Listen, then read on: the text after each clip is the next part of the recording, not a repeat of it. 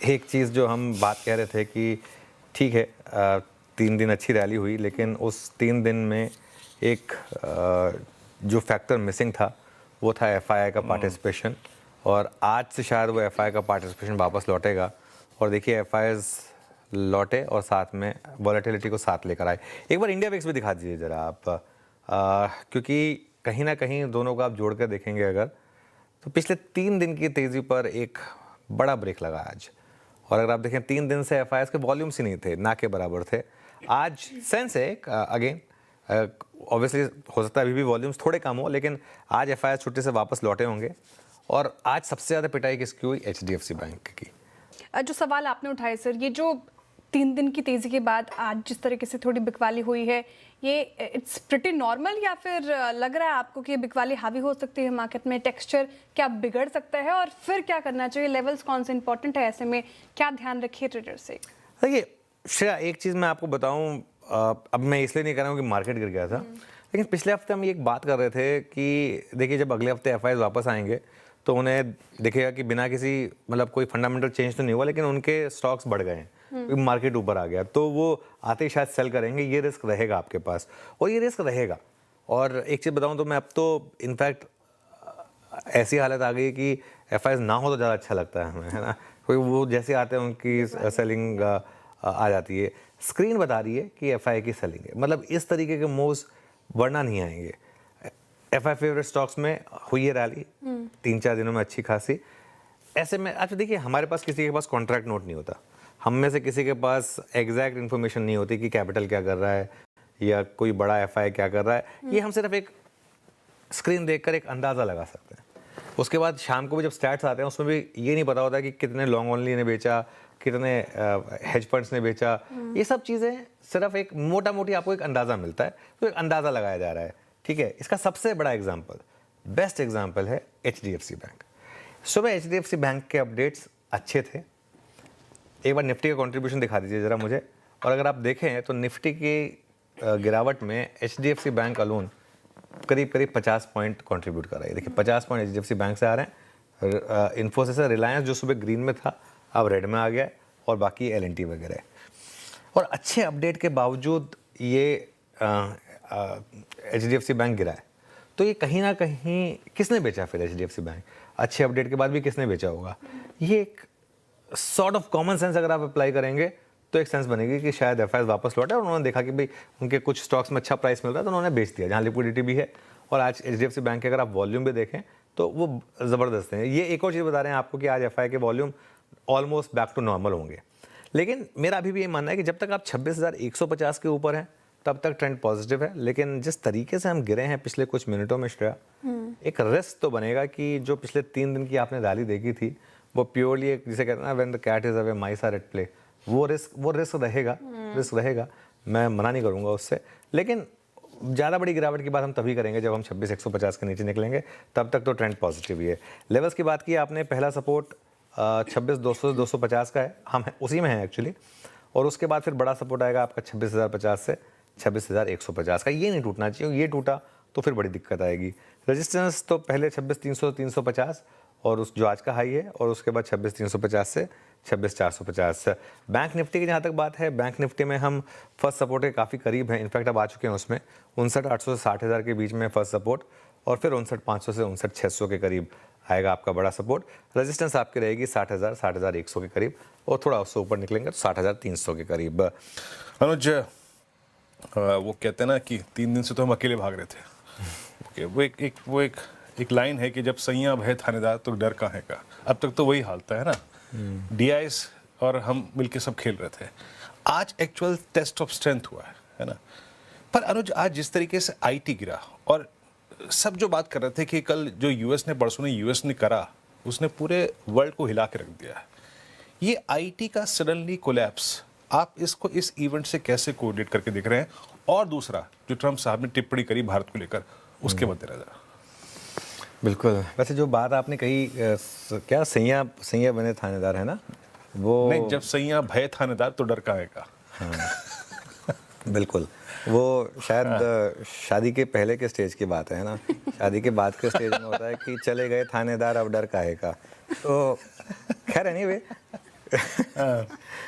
तो बिल्कुल ये बात तो आपने सही कही कि मार्केट में अब तक हम शायद इसी चीज़ का एक पिछले 3 दिनों में कोई और मार्केट नहीं थी तो उसका हमने एक फ़ायदा उठाया। अभी भी देखिए मैं एक चीज़ कहना चाहता हूँ कि मार्केट में ना एक सेंस बन रही थी कि शायद हमने उस रेंज को तोड़ दिया है। 26,300 के ऊपर जाकर हम बंद हो गए थे। अभी भी वो थीसिस इंटैक्ट है, चाहे भले ही वो लो वॉल्यूम के साथ हुआ हो, लेकिन वो वीरू अगर एक उस रेंज के नीचे आ गए वापस, हम 26,150 के अगर नीचे आ गए और वापस फिर उस रेंज में फंस गए तो अलग बात होगी। लेकिन जो भी होगा फिर भी एक बार के लिए तो सेंस बन रही है कि जो रेंज का लोअर एंड है वो ऊपर आ गया।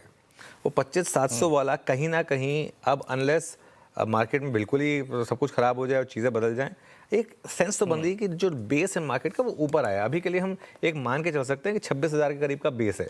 हाँ, अगर निफ्टी ने उसको भी तोड़ दिया, उसके नीचे निकल गया तो अलग बात है। आई थिंक मुझे जो ज़्यादा दिक्कत हुई ना आज वो हुई है आईटी के बिहेवियर से। जिस तरीके से आज आईटी क्रैश हुआ है वो मुझे थोड़ा सा कम जमा, क्योंकि ये ऑब्वियसली अब सबसे पहले अर्निंग सीजन की शुरुआत यहीं से होगी।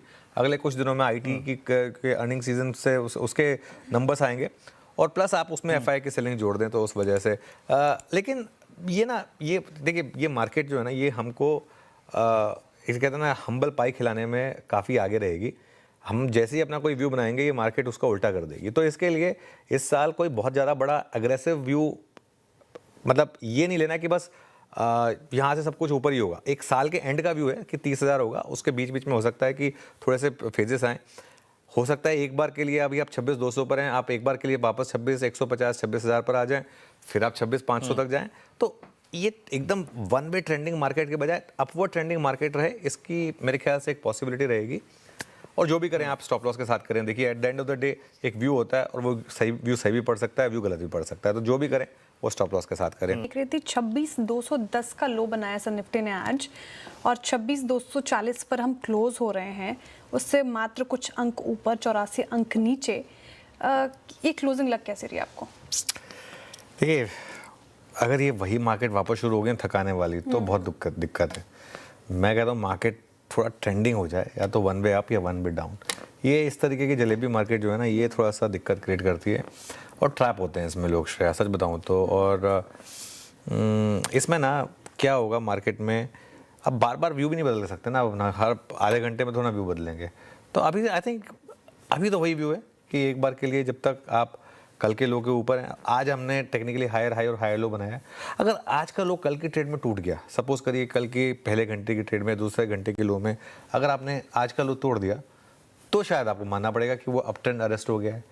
वरना ये हो सकता है एक दिन तंग करके मार्केट वापस मूव करने को तैयार है। मंडे मॉर्निंग बहुत अच्छा लगा, एकदम रॉकस्टार टाइप एंट्री थी, लेकिन फिर उसके बाद अब ये सुस्ताते हुए चले गए। तो क्या सिर्फ प्रॉफिट बुकिंग है, कुछ और है? देखिए बेहतर तो ये होता है कि सुबह हम मजबूत ना खुलते, नीचे खुलते, नीचे खुलने के बाद बढ़ जाते तो बहुत अच्छा। लेकिन ठीक है, हर रोज बाजार बढ़ नहीं सकते और हर रोज हर वक्त आप अगर तेजी में ही सोचेंगे तो कैसे काम चलेगा। तो जो कुछ हुआ है ऊपरी स्तर पर प्रॉफिट बुकिंग है और प्रॉफिट बुकिंग आना स्वाभाविक है। और वैसे भी इस बाजार की अगर आप जिसको कहते हैं कि तबीयत देखें, तरीका देखें, वो बिल्कुल वैसा ही है। कोई एक तरफा तेजी बाजार में हो भी नहीं रही, कभी भी नहीं हो रही। लाइफ हाई बनने के बाद लगभग हर बार बाजार रुकते हैं, एक बार बनने के बाद थोड़ा दिन आराम करेंगे फिर चलेंगे, और आज भी वैसे ही होता हुआ दिखा है। अब गिरावट की अगर आप वजह ढूंढने जाएंगे तो आपको मिलेगी नहीं, इसलिए कोशिश भी मत कीजिए। गिरावट की वजह मिलेगी अगर आपको तो आज शाम को मिलेगी। क्यों आज क्यों गिरे, पूछिए क्यों? क्योंकि बाकी और कोई कारण तो ऐसा नहीं है। देखिए अगर हमको वेनेजुला की वजह से गिरना होता तो सुबह गिर जाते हैं, नीचे खुलते हैं। हाँ, सही बात है। बराबर वेनेजुला के हिसाब से हमें ऊपर जाना है नीचे जाना है, ये सुबह 9 बजे हमने डिसाइड कर लिया था। जब 9:07 पे एकदम फ्लैट खुलते हुए दिखे थे, 5 पॉइंट ऊपर नीचे टाइप्स। तो इसका मतलब है कि वेनेजुला हमारे लिए न्यूट्रल है, इसके दम पे न बढ़ना है न घटना है। क्लियर है? बाद जो गिरावट आई जो स्क्रीन दिखा रही है वो सिर्फ एक ही कारण बता रही, जो शाम को पता चलेगा, वो एक लगता है आज एफआईएस की तरफ से फिर से बिकवाली होती हुई दिखी है। ये टिपिकल स्क्रीन वैसे जो एफआईएस की बिकवाली के वक्त नजर आती है। तो मुझे लगता है और कोई विशेष कारण दिखता नहीं, कोई एक्सटर्नल फैक्टर ऐसा दिखता नहीं जिसकी वजह से आप कमजोर हो। कमजोरी की वजह एकमात्र मुझे ऐसी दिखती है कि आज फिर से आपको शायद शाम को एफआईएस की बिकवाली का आंकड़ा देखने को मिले। फ्यूचर्स बने हुए हैं, डाउ फ्यूचर्स 30-31 अंक ऊपर है, उतनी ही स्ट्रेंथ 131 पॉइंट्स की स्ट्रेंथ नास्डैक फ्यूचर्स में दिखाई दे रही है। यूरोप के मार्केट्स हरे निशान में ट्रेड कर रहे हैं। कच्चा तेल $61 के नीचे है। रुपया 90-27 के करीब अपने आप को होल्ड कर रहा है, लेकिन स्ट्रेंथ तो नहीं है यहाँ पे। स्ट्रेंथ तो नहीं है, ये बात सही है। रुपए में कितना 7 पैसे का नुकसान है। देखिए यहाँ जो बंद हो रहे हैं 26,240, नॉट बैड एक्चुअली। पुरानी जो लाइफ हाई क्लोजिंग हमारी 26,216 की थी, इसके ऊपर ही बंद हो रहे हैं। तो एक नया रिकॉर्ड बनाने के बाद थोड़ा सा आज रुके हैं। अभी भी हायर हाई हायर लो बनाया है, कोई समस्या न निफ्टी में न बैंक निफ्टी में है। बैंक निफ्टी भी पुराने लाइफ हाई के तो ऊपर ही बंद हो रहा है, जो 59,777 था। तो ठीक है, आई थिंक बढ़िया ही है, कोई इशू ऐसी दिक्कत वाली बात नहीं है। 26,200 के ऊपर बंद होना, 60,000 के आसपास बंद होना, मेरा ये मानना है कि अगर आपकी लॉन्ग पोजीशन है आप बरकरार रख सकते हैं। सेफर साइड पे 26,100 का एक पुट ऑप्शन खरीद लीजिए। शुक्रवार को भी कहा था हमने कि फ्रेश तेजी की पोजीशन बना के जाइए, डर लगे तो पुट ऑप्शन रखिए। और पुट ऑप्शन रखने के पीछे एक सबसे बड़ा कारण ये होता है, ये तो चलो अच्छा हुआ कि आज है, कोई वेनेजुला का फर्क नहीं पड़ा और मार्केट ज़्यादा ऊपर नीचे हुए नहीं, लेकिन ये तो सोमवार सुबह 2:15 बजे आके पता चलता है ना कि नहीं हुए। करेक्ट। जिन लोगों की लॉन्ग पोजीशन थी उनके तो गले शनिवार सुबह से ही सूखने शुरू हो गए थे। वो बम गिर गया, 4-5 फोन तो मेरे पास आ गए। अरे ये हो गया वो हो गया। मैंने कहा कि नक्शे में किधर है वेनेजुला? वो होगा कहीं उधर अमेरिका के आसपास। मतलब वो पता नहीं, लेकिन स्ट्रेस हो जाता है क्योंकि आपके पास में 26,300 का कॉल है या फ्यूचर लेके गए। तो हेजिंग के इसी दिन के लिए की जाती है। अगर नहीं काम आई तो कोई बात नहीं, उसमें क्या है, तो काम आ जाए तो कम से कम ये है कि आपको थोड़ी सी सेफ्टी रहती है। एनीवे, जहाँ तक सवाल अब नई पोजीशन बनाने का, न लॉन्ग साइड पे है न शॉर्ट साइड पे।